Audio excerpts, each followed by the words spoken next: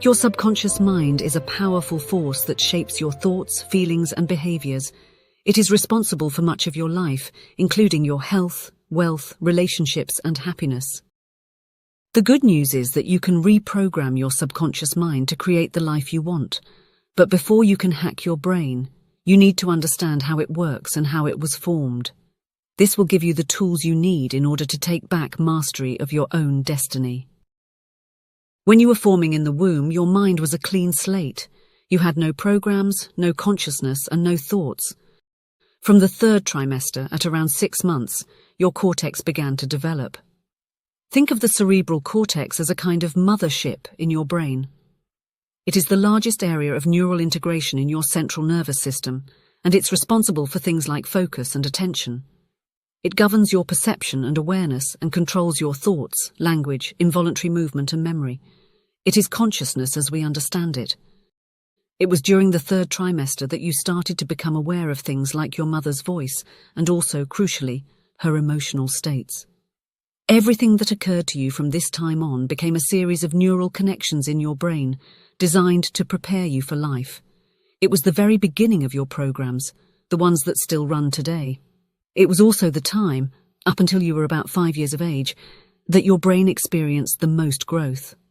It was quite literally a sponge, soaking up every piece of information around you. To get a sense of this insane level of development, until around the age of 3, your brain was making up to 1 million neural connections per second. It was preparing you for your future life.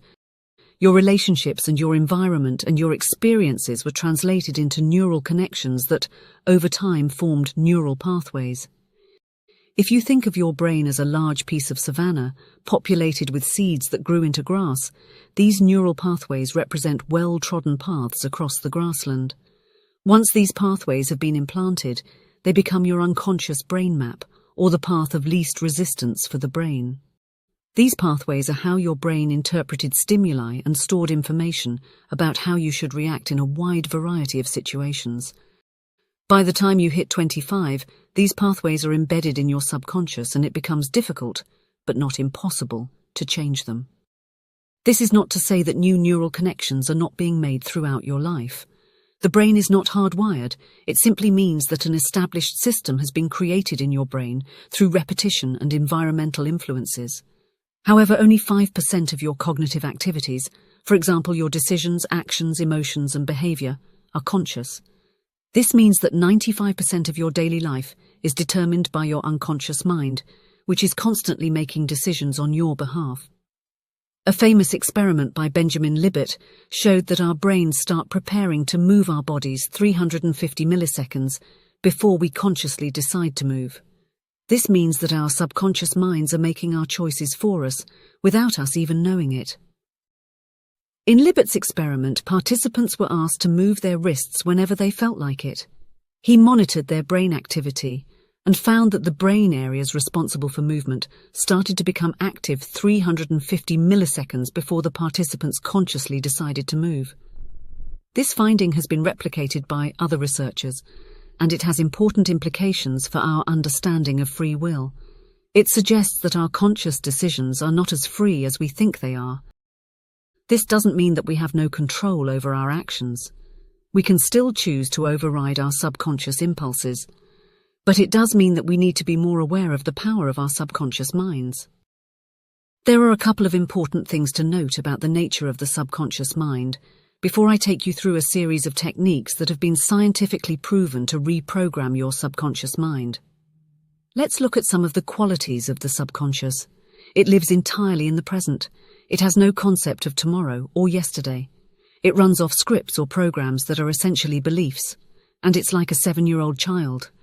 It responds well to praise, rewards, and stories. The subconscious doesn't use language. The language of the subconscious is pictures, symbols, and emotion. Look to your dreams to understand this language. Your subconscious mind takes orders and fulfills them. Think of it as a kind of Amazon warehouse inside your head. An important thing to note is that it's the mind of habit. Neural pathways are created through repetition. The universe that law of attraction devotees talk about is actually your subconscious mind.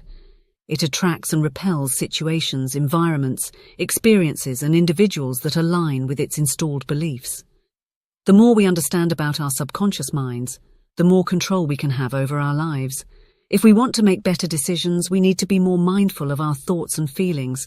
We need to pay attention to the signals that our subconscious minds are sending us, and we need to be willing to challenge our subconscious beliefs. So now that we understand how and why we were programmed, what steps can we take to change this programming? The first step is to identify your limiting beliefs. Your subconscious mind is also home to your limiting beliefs. Your thoughts and beliefs create your reality. It's as simple as that. When you change your thoughts and beliefs, you change your reality. So start by identifying the negative thoughts and beliefs that are holding you back, and then challenge them.